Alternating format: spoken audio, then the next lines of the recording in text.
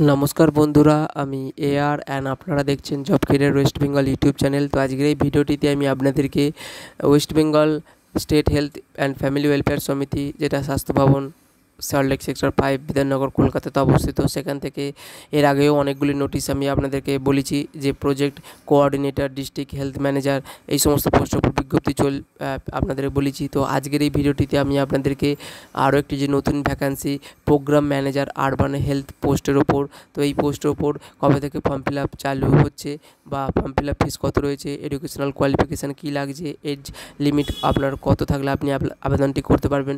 তো সম্পূর্ণ এই ভিডিওটি ওয়াচ করবেন যাতে এই ধরনের ইনফরমেশানগুলো আপনারা পেতে পারেন। এবং যারা এখনও পর্যন্ত job career West Bengal YouTube চ্যানেলকে সাবস্ক্রাইব করে রাখেনি তারা যেন অবশ্যই job career West Bengal YouTube চ্যানেলকে সাবস্ক্রাইব করে রাখে যাতে এই ধরনের চাকরি বিজ্ঞপ্তি আপনারা প্রথম দেখতে পান। তো দেখুন, এখানে West Bengal state health and family welfare সমিতি 5/7/2024 তারিখে আরও একটি বিজ্ঞপ্তি নোটিশ প্রকাশ হয়েছে, যেখানে বলা হচ্ছে যে ন্যাশনাল আরবান হেলথ মিশনের ওপর আপনাদেরকে as a program manager urban health ওপর কাজ করতে হবে এবং আপনাদের অবশ্যই ওয়েস্ট বেঙ্গলের বাসিন্দা হতে হবে এবং লোকাল ল্যাঙ্গুয়েজ জানতে হবে এই পোস্টের ওপর আবেদনটি করতে গেলে। এবং এই ফর্ম ফিল আপটি চালু হয়েছে 8ই জুলাই 2024 তারিখ থেকে। ফর্ম ফিল আপটি 22শে জুলাই 2024 তারিখ পর্যন্ত আবেদনটি করা যাচ্ছে।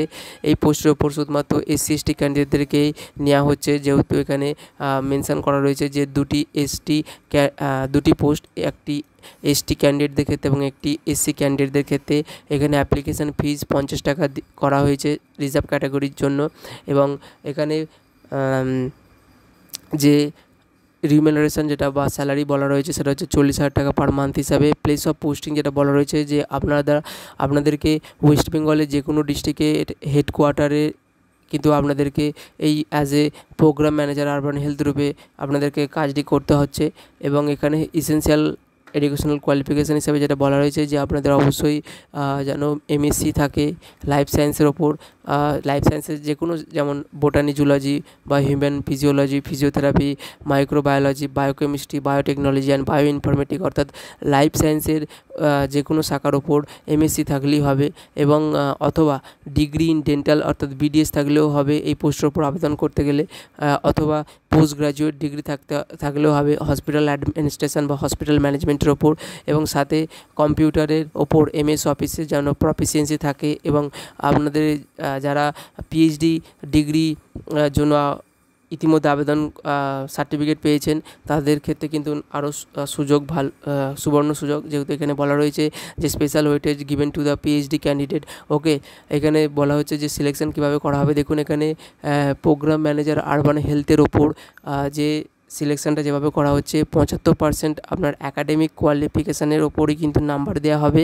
যারা PhD কমপ্লিট করেছে তাদের ক্ষেত্রে 10 নাম্বার এক্সট্রা দেওয়া হবে এবং কম্পিউটার টেস্টের ওপর কিন্তু 15 নম্বর থাকবে। তো টোটাল আপনারা এখানে দেখতে পাচ্ছেন 100 নাম্বারের কিন্তু সিলেকশান টেস্ট রয়েছে, যেখানে কম্পিউটার এক্সামিনেশান আপনাদেরকে অবশ্যই 50% মার্কস পেতে হবে কোয়ালিফাই করার জন্য। এবং ফাইনাল সিলেকশানটা আপনাদেরকে অ্যাকাডেমিক যে স্কোর পেয়েছেন অর্থাৎ এডুকেশনাল কোয়ালিফিকেশানের অনুযায়ী আপনারা যে MSc বা PhD কমপ্লিট করেছেন তার ওপর অ্যাকাডেমিক স্কোরের হিসাবে 75% মার্কস থাকছে। এবং কম্পিউটার টেস্টে আপনাদেরকে অবশ্যই পাস করতে হচ্ছে আপনাদের সিলেকশান করার জন্য। এবং এখানে অনলাইন অ্যাপ্লিকেশানই শুধুমাত্র অ্যাকসেপ্টেড হবে। এছাড়া অন্য কোনো উপায় যদি আপনারা আবেদন করতে চান সেরকম অ্যাপ্লিকেশান করলে কিন্তু ক্যান্সেল হবে।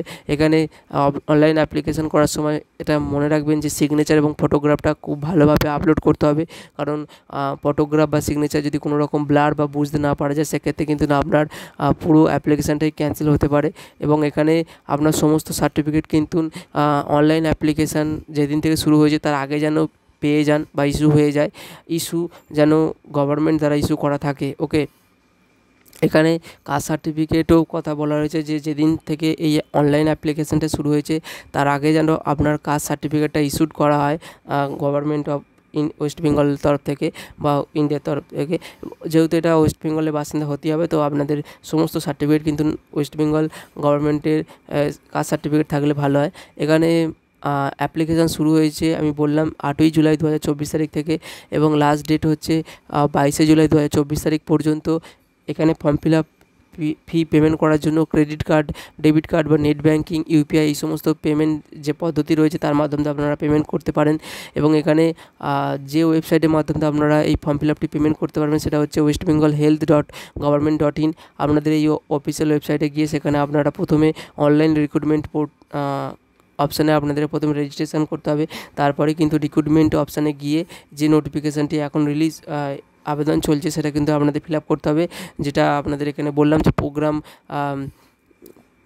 প্রোগ্রাম ম্যানেজার আরবান হেলথের পোস্টের উপর। সেখানে আপনারা আবেদনটি কমপ্লিট করবেন, তারপরে কিন্তু পেমেন্ট করার পর কিন্তু কমপ্লিট হচ্ছে সম্পূর্ণ প্রসেসটি।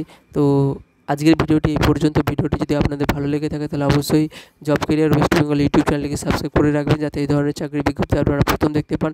এবং ভিডিওটি যদি ভালো লেগে থাকে তাহলে অবশ্যই ভিডিওটিকে লাইক করবেন এবং বন্ধুদের সাথে শেয়ার করবেন, যাতে এই ধরনের চাকরির বিজ্ঞপ্তি তারাও দেখতে পায়। ওকে, তো ভিডিওটি দেখার জন্য ধন্যবাদ বন্ধুরা। দেখা হচ্ছে নেক্সট ভিডিওতে।